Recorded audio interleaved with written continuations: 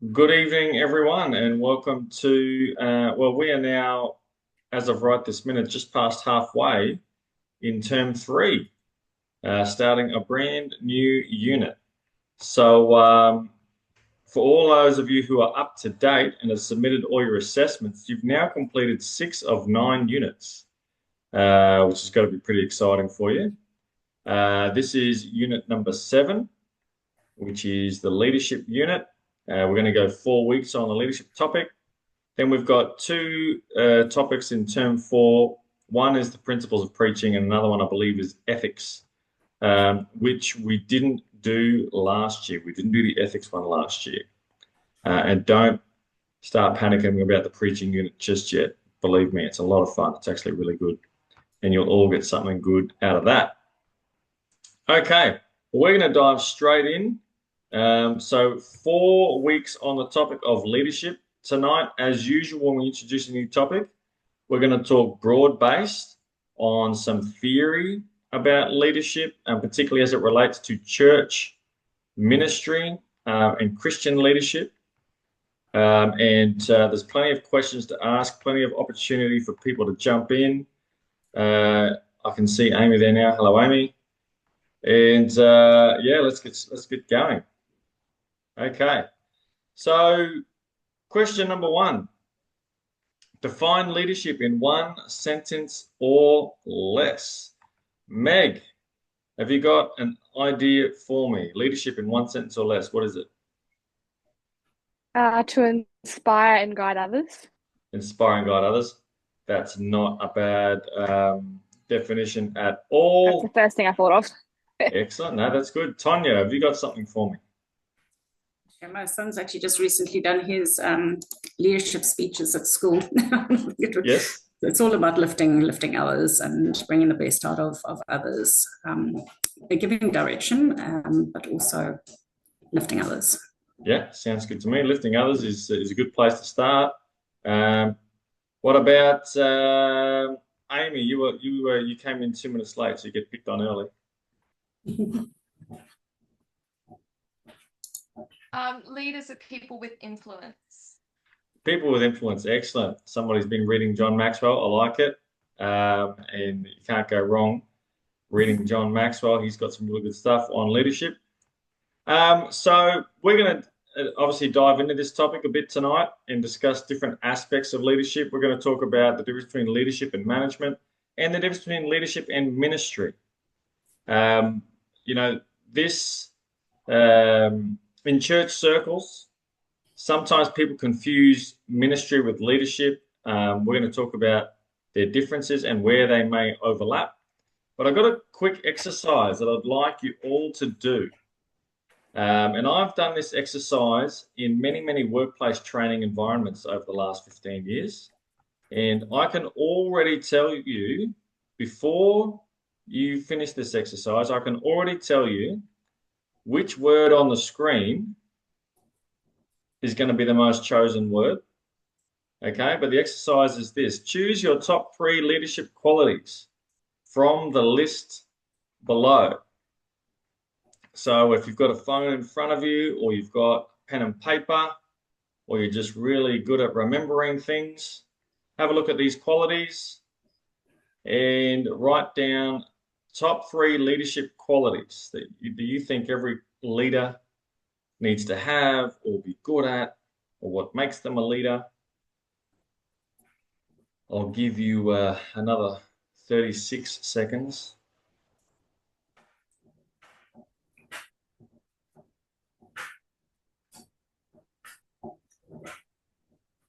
Can anyone hear my daughter singing in the background?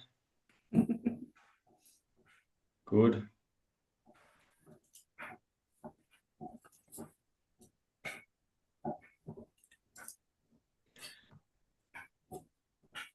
All right, does anyone need more time?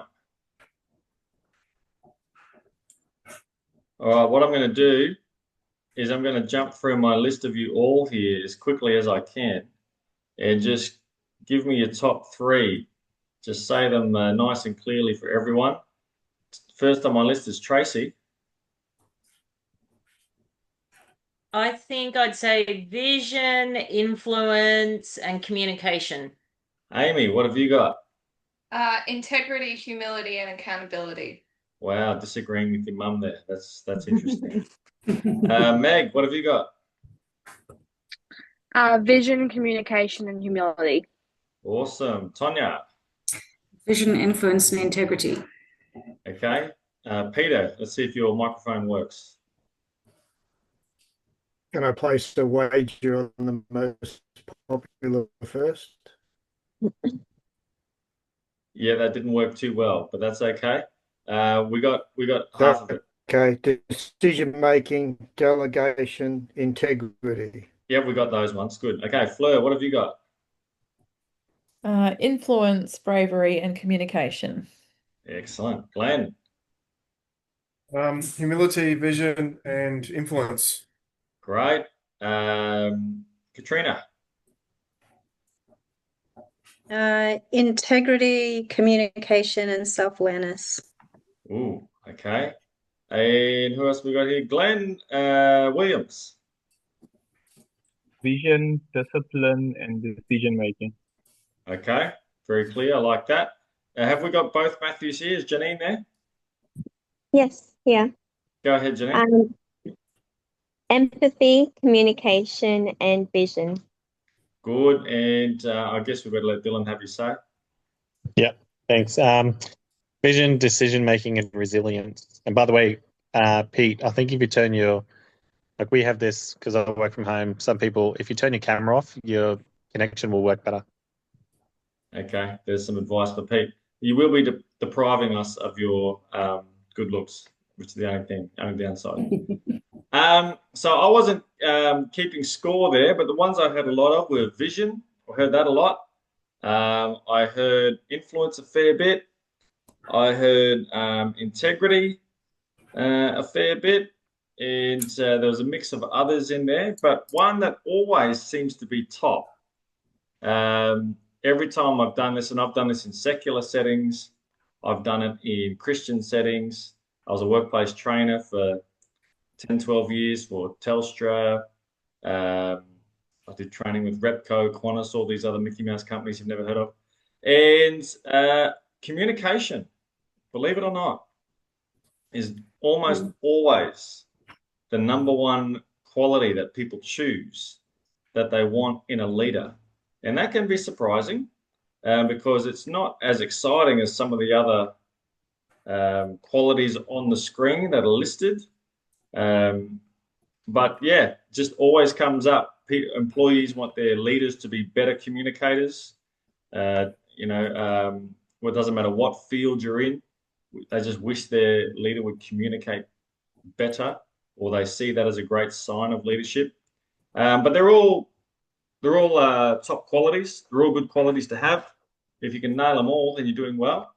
But yeah, I just think it's interesting that time and time again, communication is mentioned as a top quality of a leader or a leadership quality. So let's keep building from that. This is a little bit from your notes and also some other stuff that I've gathered together. But leadership doesn't just come in one form. Oftentimes we think of the cliche leader as that person who's out in front, taking charge, bossing people around, whatever it is. But there's all sorts of different leaders in an organization or in a group. And I like this list of 5 things we've got on the screen at the moment. They just help us to think a little bit differently about the different types of leaders. And you might see yourself more in one than in the others. So for example, we have the pioneer, one who takes the lead and goes ahead to show the way. You actually don't have to be a very good people person to be a pioneer. Some of the great pioneers aren't known for their people skills or anything like that, but just being the first to chart a new way is a form of leadership. People see that, people respond to it, and people follow just because you're out front leading the way. There's the organizer, one who guides, directs, and commands a company. I think you definitely need good communication for that. So organization or management skills in a certain way to speak is, I guess, more of a cliche form of leadership or familiar form of leadership. It's that person who's, getting people organized in their ranks, in their groups, making sure everything's in order. That is a form of leadership. We've got the influencer, one who just influences the attitudes and the actions of others. So that's John Maxwell's School of Leadership. With all the books that he's written, his definition of leadership is influence, nothing more, nothing less. So anybody who influences someone else is leading them. And you definitely don't have to be the formal leader. You definitely don't have to be the one appointed as leader to be the chief influencer in the room. So anybody who's taught a class of primary school students, just because someone's nominated class captain, if they even have class captains anymore, doesn't mean that they're wielding the most influence in the room. It can be the kid that you don't want influencing everyone, who's actually exerting the most influence in the room without the title, just because of their attitudes and their actions. You've got the hero, someone that others want to follow. That's a bit of a Superman type leadership. Somebody who's really good at doing stuff. Just someone that you admire, someone that you look up to. They can lead you even without having a personal relationship with you. They're just like a figurehead. And the other one is the motivator, someone who's just got that great ability to speak into people's lives, to get them up and going. I think of someone like Wayne Bennett, who every player that's ever been coached by him in the rugby league, they say nobody knows how to motivate players like he does. And you read the things that he comes up with to motivate people and to get the best out of people. And he treats every single person as an individual. The way he motivates one is different to the way he motivates another. He says some people need a hug, some people need a kick. You got to know who needs the hug and who needs the kick. Everyone responds differently. So my question down the bottom is, can you think of examples in Scripture where the above types of leadership are displayed? Does anybody come to your mind as a great leader in the Bible? And what type of leadership do we see them displaying? Katrina. Moses came immediately to mind. Pioneer. Yeah, very good. He's always out the front. I like that. That's not bad at all. That doesn't mean that's the only form of leadership he displayed, but definitely that was a big part of him. Anybody else got someone in the Scripture that comes to mind? What about Solomon as a direct organizer? Yeah, great. So I think that's a good call. Good call. Good call. Very wise. And I think Esther was a good influencer, and Potiphar's wife was a poor influencer. yeah, good. Okay. Not many people think of Potiphar's wife as a leader, but as an influencer, yeah, that is a form of leadership. That's good. One more. Has anyone got one more for me? David was definitely someone others wanted to follow. He just attracted all of those distressed people. David is my favorite leader besides Christ in the Bible. I mean, he's not just a hero, but he's a motivator. Yeah, I like David. I like David a lot. Okay, what about yourself? If you were to think back in your own style of leadership so far, the way that you've dealt with leadership roles, do you see yourself leaning toward one or more of these types of leadership? Have others commented to you about, the way you lead? You don't have to Skype for 10 minutes, but just 15 seconds of humble bragging is fine. We can take that. Go, me. I would definitely say I think I'm organizer. I like to organize things and make sure the dot T I T's are crossed and the I's are dotted. Having marked some more of your assessments today, that is 110% correct. I've never seen more organised assessments. Very good. What about you, Glenn Noble? Have you got something? Sorry, my mouse went to sleep. I couldn't unmute. I think the different seasons in life, different types of leadership, like a little bit of all of them at some point, but nothing really in particular stands out. Okay, that's fair enough. That's fair enough. Fleur, you were going to say something. Yeah, probably a little bit similar to Glenn, that there's been different leadership at different times. My previous role, I would have said motivator, but I had a very, I guess, a very independent, self-activated team, whereas now I'd say pioneer because I don't. So, Right, it sounds like there's a story there.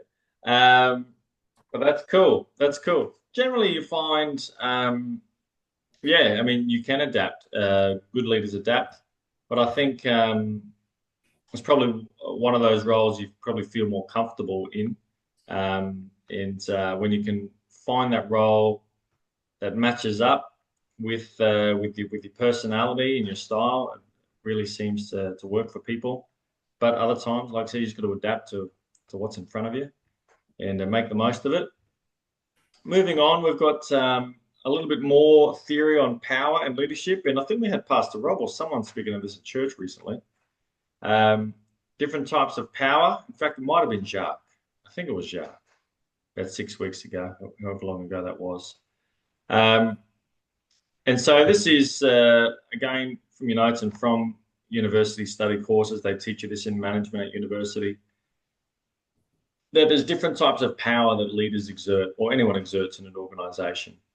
There's legitimate power, which comes from a position, a recognized and formal source. So, you've been appointed that, and that's legitimate. People respond to that. There's expert power. So generally, if you know more than everyone else in the room, you're automatically a leader. People are going to listen to you and follow what you say. There's referent power that comes from personality and the ability to influence others.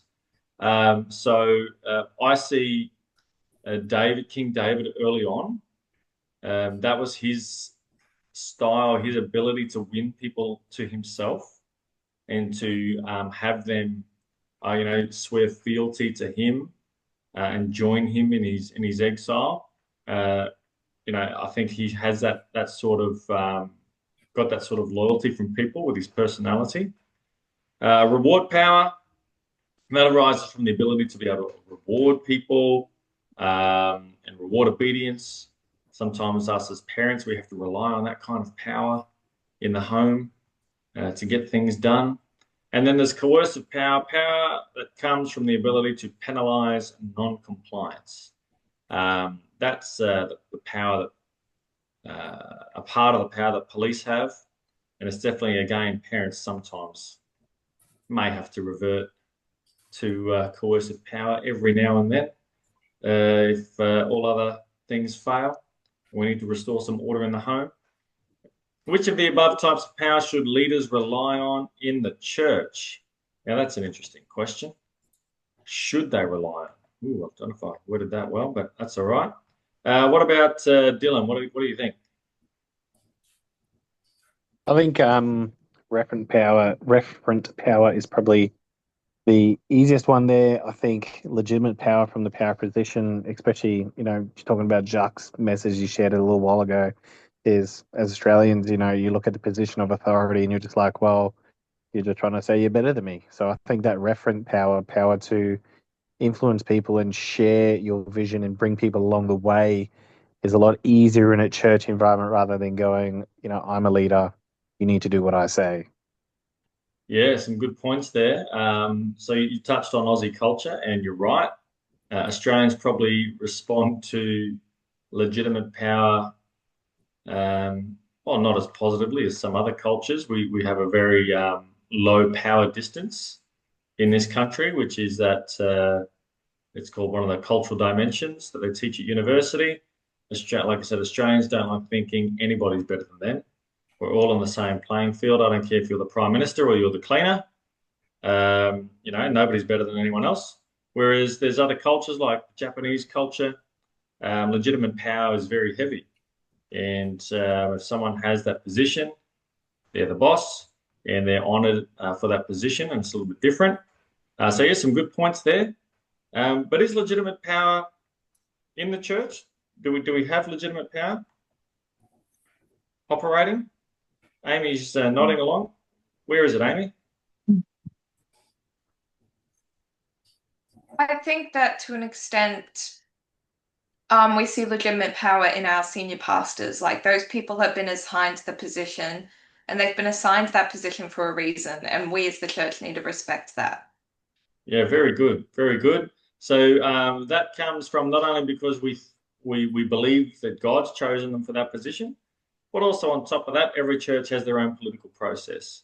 There's a constitution, there was a vote at some stage, and that is seen in the eyes of people as a legitimate appointment, and therefore they wield power in the church. If they say, let's rip up the carpet and replace it with a different colour, they have the biggest say because they're the leader and we're not.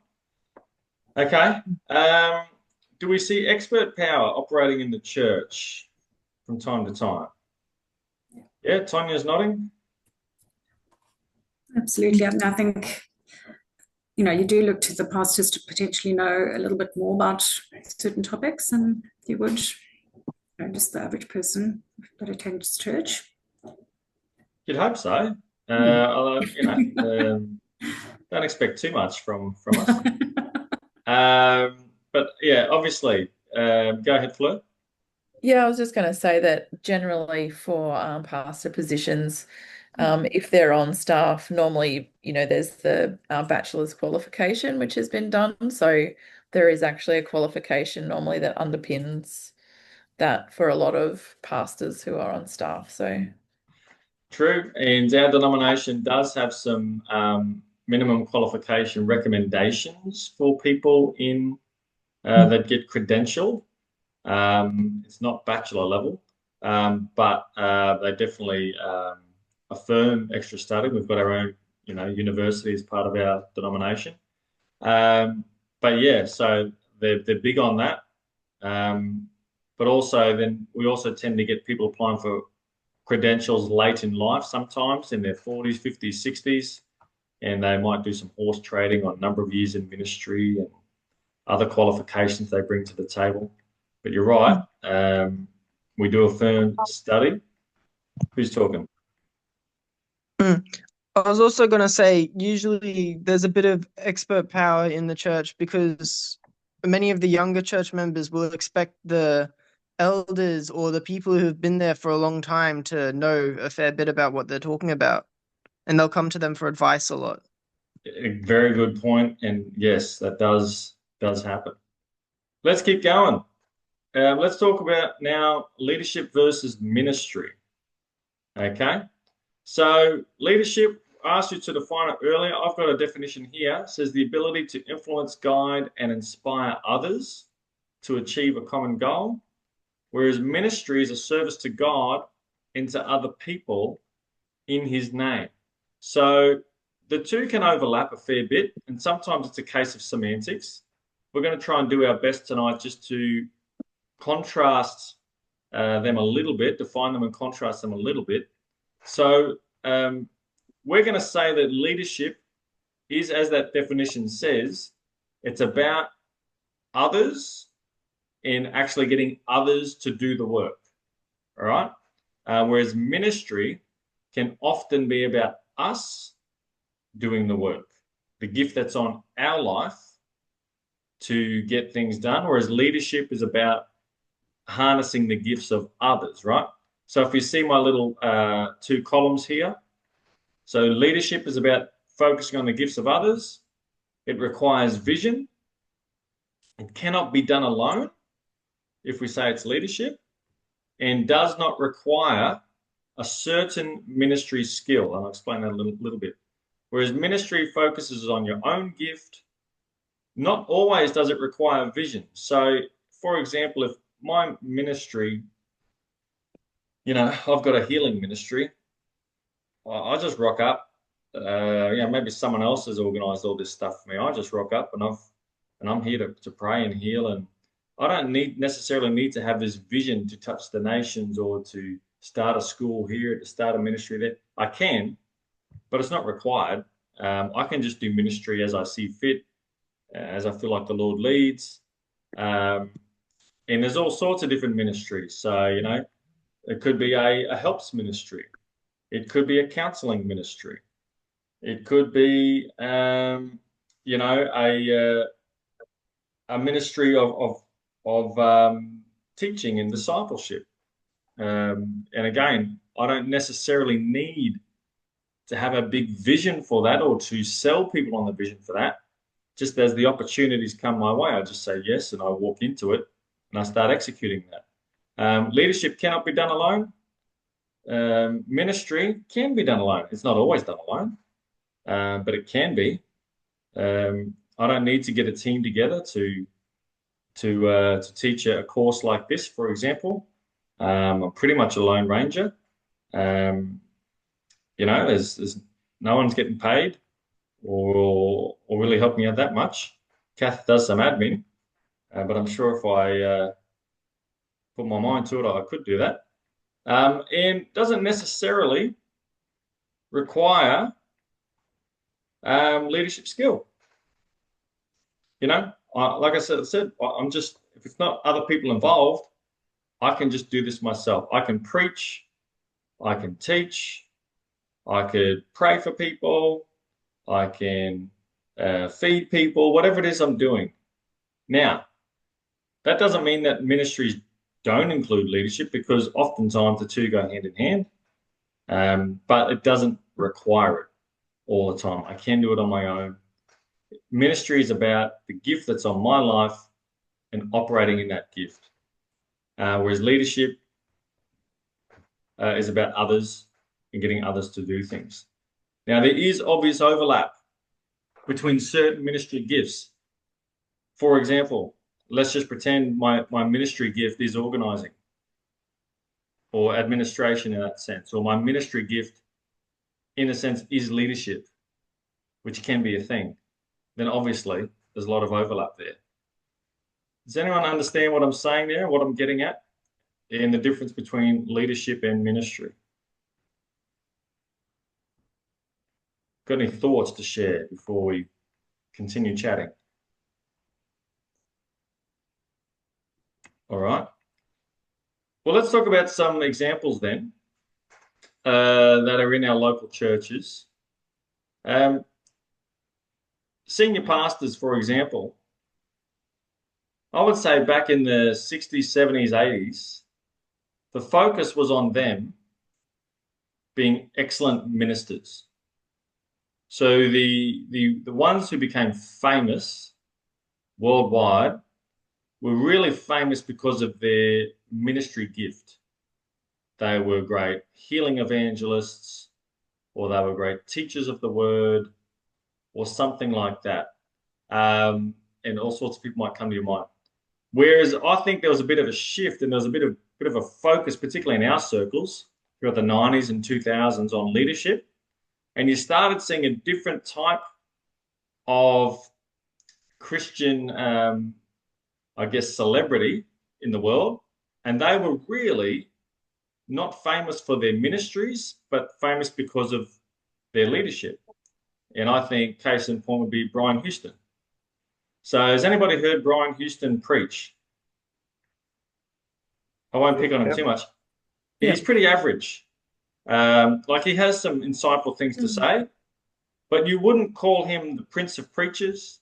You wouldn't say he's incredibly articulate. He doesn't come on the stage like some of the great ministries do. Brian Houston became famous in Christian circles because of Hillsong and his leadership skill. And the sermons that he preached that had most effect on people were on leadership. That's what people would come to him for, is they wanted to know more about how to lead an organization like he did.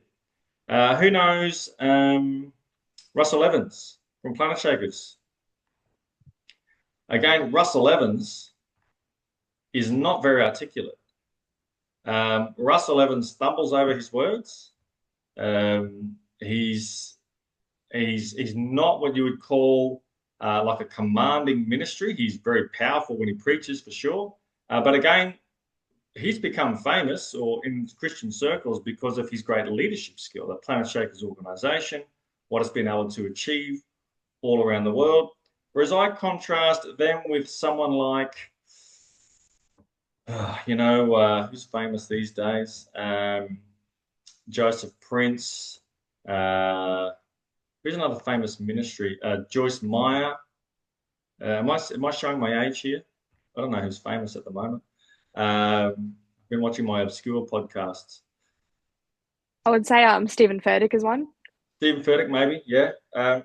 And these people are famous for their ministries, probably more than their leadership. I'd say Stephen Furtick's probably famous for both. But Joyce Meyer particularly is famous for her ministry. She's not led a big church or anything like that. I'm sure she's got people in charge of her ministry now that are seeing to all the admin and getting it global and all those sorts of things. But you get Joyce Meyer to come in because you just want to hear her teach the word, right? That's what she's famous for. That's her gift. That's her ministry, is teaching. Joseph Prince is the same. Joseph Prince is a gifted teacher of the word. If you go to hear Joseph Prince, that's what you want to hear. That's his ministry. Reinhard Bonnke, before he passed away, he was famous for his ministry, his evangelism, not necessarily for his great leadership in that sense. Does everybody see what I'm saying and what I'm getting at in the difference between the two? So the question I've got then is, does the church, in your opinion, need more ministers or leaders, or is this a false dichotomy? What's our opinion? What are we thinking?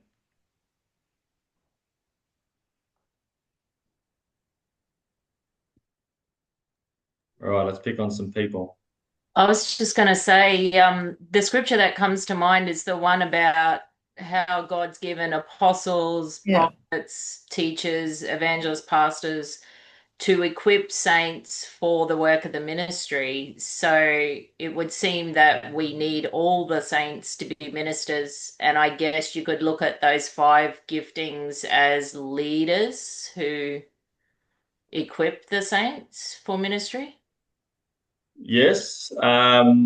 Strictly speaking, that is the job of the fivefold ministries, to equip the saints for ministry. I guess the way we've always spoken about ministry in our circles and in our denomination is that the person on stage doing the teaching, doing the evangelizing, that is their ministry as well. It's just that it's a ministry to saints or whatever, if that makes sense. So yes, good points. Good points. I hope everyone understands what Tracy's saying there. Anybody else got some thoughts on ministers versus leaders? I was going to offer another perspective and say that if we have too many leaders with too many visions, it's chaotic. So sometimes it may be better to have just a few leaders who are able to organize and place the people with the ministry gifts in the right places than it is to have lots of people influencing in lots of different ways. Yeah, another very good point. You don't. You can have a lot of leaders as long as they're all leading in the same direction, and they're all submitted, I guess, to a common vision, a common overall leader. But you're right. Too many cooks in the kitchen, pulling in different directions, can lead to disaster. I've seen that happen. What do you think of senior pastor? Should a senior pastor be someone who's got a great ministry gift or a great leadership gift, or does it matter? Senior pastor should be someone who has a great leadership gift, in my opinion, because you're serving their vision. You know, they're called to lead. You're serving their vision of where God is calling them to take the church. Okay. Yeah, good opinion. Do we have agreement, or do you have someone who wants to challenge that? I Sounds think like I agree. go for it. But yeah, I think that ministry is important, whether they either have a ministry themselves or whether they have that ability to really foster ministry. And I just sort of think of Jesus' leadership absolutely was more of influence, but incredibly strong, obviously, in ministry, you know, things like healing ministry. So yeah, I think both. Yeah, so both would be wonderful, wouldn't it? And everybody does have a ministry. So every leader has a ministry themselves. You would you don't not just hope it, they do. It's just sometimes a church leader isn't actually that great at the platform ministries, we call them. You know, you can have church leaders, senior pastors who aren't that great preachers. They're not, they're not gifted teachers of the word. Maybe they're more pastoral in focus, which is totally legitimate. And I think the important thing is recognizing who you are, if you're gonna, or what you bring to the table. Because if you're not clear or accurate in what you bring to the table, what your ministry gifts and strengths are, what your leadership abilities are, if you have a warped or an incorrect self-assessment, I think that's where you're going to get into trouble, and you're not going to be as effective as you can be, because you'll end up trying to be something you shouldn't be, or try and do things you're not very good at, when there are other people, hopefully in your vicinity, who could do that for you, if that makes sense. Jesus is a really good example because he's both, right? He's got a powerful ministry and he's an incredible leader. He shows us how to do both. Not everybody is Jesus. I don't know if you've noticed that. We'd all like to be, but not everybody is Jesus. So you can have a leader of a church who doesn't have a great platform ministry, and they get a lot of other people to do those things for them. And they're just great leaders. They're great organizers. Whatever they're good at, they do. That can work, and that has worked in many, many churches. But you can also have a senior pastor who's got a very powerful preaching and teaching gift, or a very powerful healing gift, or very powerful evangelism. That's very cool as well. They might need to understand, though, maybe they're not the greatest organizers. They're not the greatest influencers. They're not the greatest at this, not the greatest at that. That doesn't disqualify them from church leadership at all, but they need to recognize their own limitations. Otherwise, they're going to be fighting against that. I would use the example of my brother. He goes to a church in Brisbane, and the senior pastor there really is just a gifted evangelist. That's what he is. He's one of those guys who, in the drive-through at Red Rooster, can get someone saved, right? And when you hear him preach, I feel like I've been to his church 3 times. I feel like all 3 times I've been there, it's a message for the unsaved, which is cool, which is great. But I'm thinking, if I'm listening to this week in and week out, the church needs more flavors as well than a simple, evangelism message every Sunday. So that's his challenge. He's got to realize what he is, and if God's called him to lead the church, totally legitimate. But what can we do to get others, I guess, to bring more flavor in that house? Is that making sense to people? And could I add, I really think that everybody, but particularly in the body of Christ, we all are leaders. Yep. Because we all have influence, and it may be varying influence in varying circles or in various roles in your life. But just as we're all ministers, we're all leaders. And that, like you said before, it doesn't mean that we all lead in a different direction, because we all actually have to follow as well. If we can follow Christ, then we can follow the head of the local church, and we can follow the people that he has put there to lead us as a team. But we can also be leaders on that team, or leaders in our families, or leaders in our friend groups. Yeah. No, 100%. And I guess that's leading me to my final point on this slide here is, as I was saying before, we went through a time in church history, particularly our denomination, the focus was heavily on ministry. You go to a conference and every elective would be on like a ministry, healing, evangelism, whatever it is. We went the other way, where again, you go to a conference and I feel like elective was on leadership 101, small group leadership, this leadership. The truth is, the church needs both.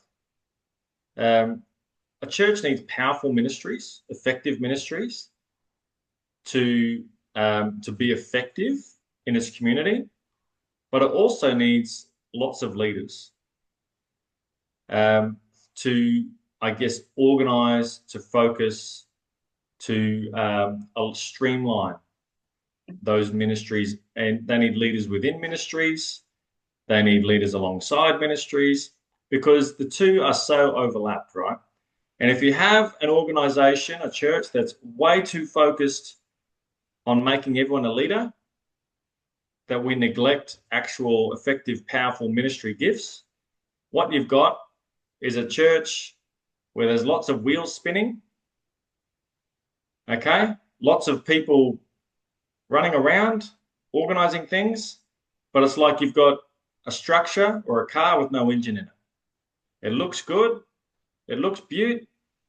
It's all streamlined. It's all good. But in terms of actual punch, it's lacking. Whereas you go the other way, you've got a church full of effective ministries, right? People with these ministry gifts and all that kind of stuff. But it's not being led well. You're not raising up leaders. You're going to have, this awesome engine inside with this power. But what you can have is just chaos. You can have things burn out, things fall over, things last so long, but when that person moves on, that whole thing dies. And so you're not, it can be powerful in fits and starts, but like a car engine, not serviced well, eventually the whole thing breaks down. So you need both, I guess, is my point. And people can fulfill both roles even in themselves, but also you might want to think about yourself. What is my ministry? What is my gifting? But also, how can I increase in leadership skill?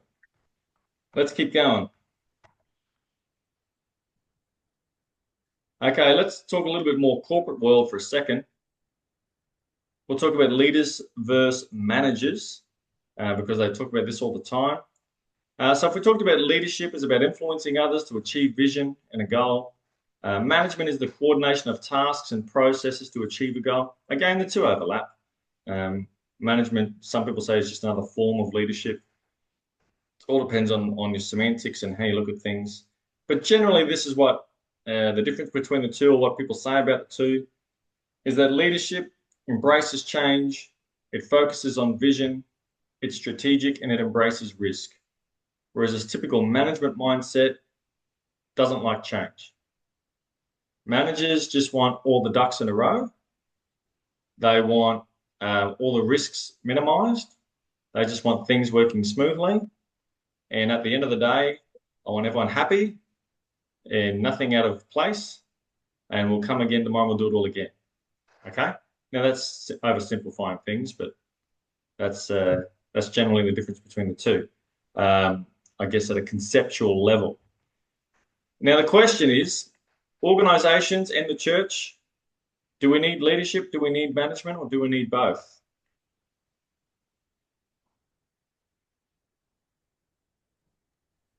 Definitely need both. Definitely need both. Absolutely, we need both. Absolutely. So organizations,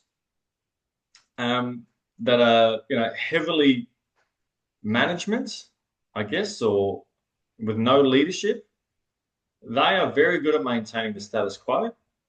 And it's kind of like in caretaker mode. But eventually it's going to run out of steam. It's going to run out of energy. It's going to run out of impetus because management doesn't provide that. Management doesn't think about vision. Management is about getting the jobs done. And that can only last for so long before you've just lost touch. You're just out of focus, whatever. You look around one day and you think, oh, the world's passed us by because we're still doing the same things we did 10 years ago and everyone else is doing something new. And we haven't adapted, we haven't kept up. If you've got on the other extreme, and you may have been in an organization like this, I certainly have before, where you've got this dynamic leadership kind of gift at the helm, they can be chaotic. My goodness, they can be chaotic. They are about, it doesn't matter if we lose 14 people, we're going to take that hill, right? Meanwhile, there's casualties everywhere, but they've just got their eyes on the vision and they're just going for it. And again, that can be unsustainable in the same way that management approach can be unsustainable. A good organization has both. It has a leadership structure or leaders at the helm that aren't afraid to take risks, that does focus on vision, that is strategic, that isn't afraid of change, but it also has that level of, or that person or people in the organization who can say, okay, I know that's where we're going. Let's slow down. How are we actually going to make that work without losing everyone? How are we going to make this easier on people? How are the systems going to adapt and keep up to all these changes and all this risk that you're exposing us to? Has anybody seen those things at work in an organization they've worked for? Tonya, you're nodding. What have you seen? I recently did that ARCD company directors course, and they've got all these frameworks for supporting the risk management associated with any change and all the different levels that need to be taken into account here. Yeah, it's bigger organizations, I'd say it's hard to get anything done. Sometimes there's so many layers of management as well. Leaders can suffocate sometimes. What about Janine or Dylan? Have you got something for us? I've seen that with Apili coming in with his leadership with worship team. Like he's made some changes, but it hasn't just been all his vision at once. Like he's been really good at managing us and getting his vision and all that through. So been a good example in that sense with management and leadership. Awesome. Very good. I'll tell Apili you were talking him up. Yeah. Glenn Williams, you haven't got your camera on, but have you got any thoughts? No, none at all. I'm just listening. Okay. Your voice is a bit I feel faint. like this leadership versus management is like a general and a strategic advisor. Was there more? Well, yeah, because the general leads the charges and finds a goal to take a hill or assault a fortress, and then the strategic advisor tries to help them figure out how to do this without losing all the troops. Yes. So Yes. No, that's good. That's good. So in the church, we need both, just like every other organization. Churches that are in management mode, you'll find them doing the same things every year that they've always done. And, managers really hate problems. They really hate anything that might upset the apple cart. And you know what? It makes for everyone to go home early because all the jobs are done, but it doesn't necessarily take the organization forward. So we definitely need leadership in the church to push people out of their comfort zones. I'll tell you one of the hardest things to break in church, if I can go on my hobby horse for a moment. The biggest enemy to growth in every church is that the people in it love it at the size that it is. They won't say it, but that's the truth. Most churches don't grow because the people who are in it would hate it if it got bigger. Um, they are so comfortable with where it is right now.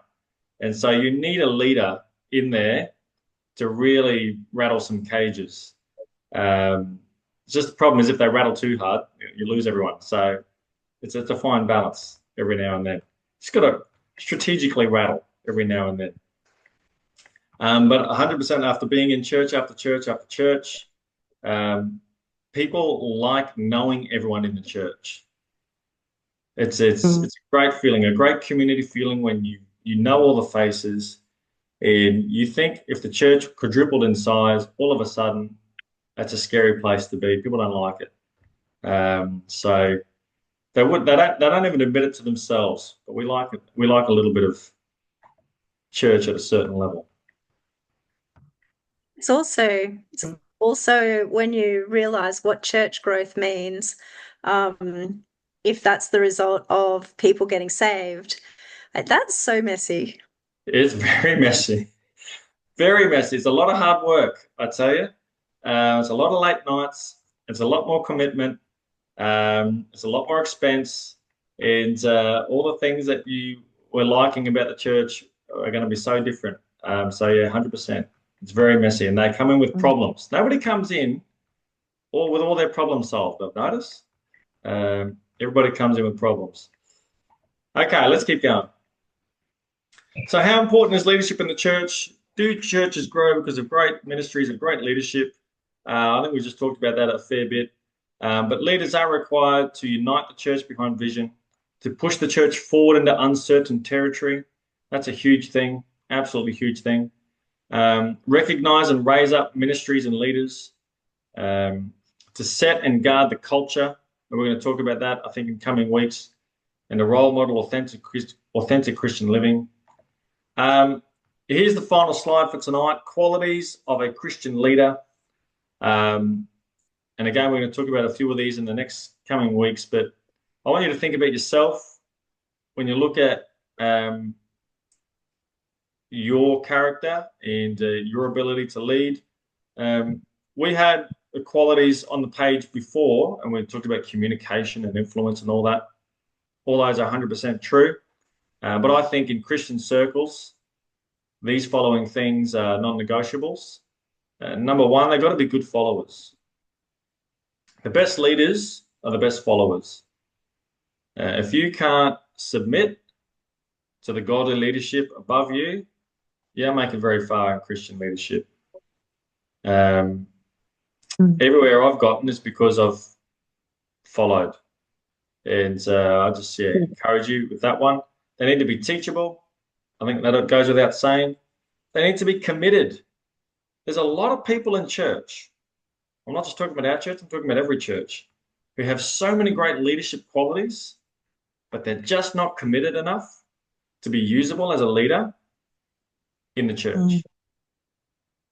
So they might have all the charisma, they might have all the gift, they might be likable. That's great. It's all excellent. They're talented. They're just cluey, they're smart, all those things you want to say about them. But if they're not committed, don't put them in any leadership role. Okay? People don't suddenly become committed because you give them a leadership role, right? You give them a task and see how they respond to it, but putting them in any kind of position, that it just doesn't work where they go, oh, all of a sudden I'm sold out. You're putting the cart before the horse. And oftentimes I've tried it over the years. Believe me, I've made all the mistakes in leadership and in ministry, where I think, oh, this person, we just get them on board, they're going to have such a great effect, and you promote them to something, and then their lack of commitment spreads through the organization. Resilient, you've definitely got to be resilient to be a leader in the church. For some reason, offense hurts more when it's in Christian circles because you think everyone else should know better. Well, here's the tip. They don't. So if you haven't been offended yet, just hang around. We're getting to you. You will be wronged, You will have lots of setbacks. You will be overlooked when you shouldn't have been overlooked. You will be treated unfairly. The enemy will come against you as well. So you've got to be resilient and be able to take a few things that are unfair and shrug it off and go, you know what, I'll deal with this, Lord. I'm not going to ignore it, but I'm going to deal with it the right way and not be taken out by those things. And you've got to be willing to pay the price. The fact is, 99% of Christian ministry, Christian leadership is unpaid. You're not thanked very much. You're not getting your name up in lights. And you're there to sacrifice, not for the plaudits, right? So there's a price to pay for leadership in the body of Christ. I remember we have a guy in our state exec, used to be Pastor Steve Kennedy, and he was very clear with the people in his church. He says, I love every single person in this church. And you're ever in trouble, ever need, we're here. We are here for every single person. But if you step over the line into leadership, I still love you, but now I expect things from you. It's different. Now you're there to pay a price. And you can stay on the other side, that's fine. And no one's forcing you to step over the line, but as soon as you step over the line and then put your hand up and say, I'm part of the team, now we expect things from you. And you've got to be willing to pay the price. There's early mornings, there's late nights, there's, financial sacrifice, there's missing events that other people get to go to, all sorts of things. You need to be able to pay the price. That last comment there, many seek a platform, but they should seek to be a pillar instead. That's the attitude we need to have. I'm not there to get a platform. I'm there to be lent upon. Right? I'm not there for others to lift me up. I'm there that I would lift others up. Oh, I forgot this line. Here we go. Some tips for you just quickly before we close this lesson. If you want to know what are some things you can do to progress along your own leadership journey, start serving. 100%. I think I'm preaching to the choir here. The way you learn leadership is you just get involved and start serving. And trust me, leadership roles are going to come your way and it's just going to happen. Start saying yes. My mum's advice to people in the youth when I was growing up was if you get asked to do a job you're not sure you can do it, say yes. Right? Let that be your default. Unless there's a good reason to say no, just say yes. Okay? You don't have to, a lot of people invent reasons to say no. Unless there's a good reason, there can be good reasons. Just say yes. Just give it a go. What's the worst that can happen? Listen, learn, become an expert in something. Absolutely. You want your leadership muscle to grow? There's one way you can grow in power immediately. Become an expert in something. No more than other people in the room. And all of a sudden your leadership gift is going to grow. Be faithful with the little when nobody's watching and show others how to follow. That is such a good thing that you can do even now. There's a very famous old YouTube clip going around. It says people actually don't follow the leader. They follow the person following the leader. And what that means is, you might have the senior pastor. That's cool. We're following him. But actually, the crowd is actually following the 2IC. Because the 2IC is showing them how to follow the pastor. So if the 2IC honors the pastor, everyone copies the 2IC because they're showing him actually the actions they're going to do. If the 2IC is respectful of the pastor, everyone else will be respectful of the pastor. If the 2IC, opens the door for him or whatever it is, just little things like that. That's the culture that will go through the church because people are actually copying the actions of the 2IC, not the actions of the senior pastor. Does that make sense to people? We actually follow the followers because they're the ones that are doing the same jobs as us. So when you come into an organization, everybody around you is courteous of the leadership, speaks well of the leadership, that sort of thing, then that's the culture you're taken up with. You come into an organization, everyone else is moaning about the leadership, gossiping about them, disrespecting them, those are the actions you copy. So show others how to follow. They will copy the actions you're doing. Hope that makes sense to everyone. Hmm. Okay. That's about an hour, just over. Yeah. Anyone got any final thoughts before we quit on that one? I remember I was once told that if you want to, I think I said something about wanting to, I don't know if I said I wanted something, but I said something about ungratefulness. And then mum said, oh, if you want a job where people will be ungrateful to you, then you should work in a, what was it? A minister or a pastor at a church? Because you'll see lots of ungratefulness there. I like it when you tell me what your mum's been saying. That's good. Excellent. I think it was mum. It might have been one of her It friends. definitely was. We know. 100%. Anybody else Also, got some thoughts? yes, sorry. Okay. I've actually got an assessment briefing tonight. I know you think that the assessments are coming thick and fast. Well, they are. So I'm going to stop recording here. I'm going to have a 2-minute break, and anyone who wants to stick around for my 5-minute assessment briefing and watch it live, you sure can.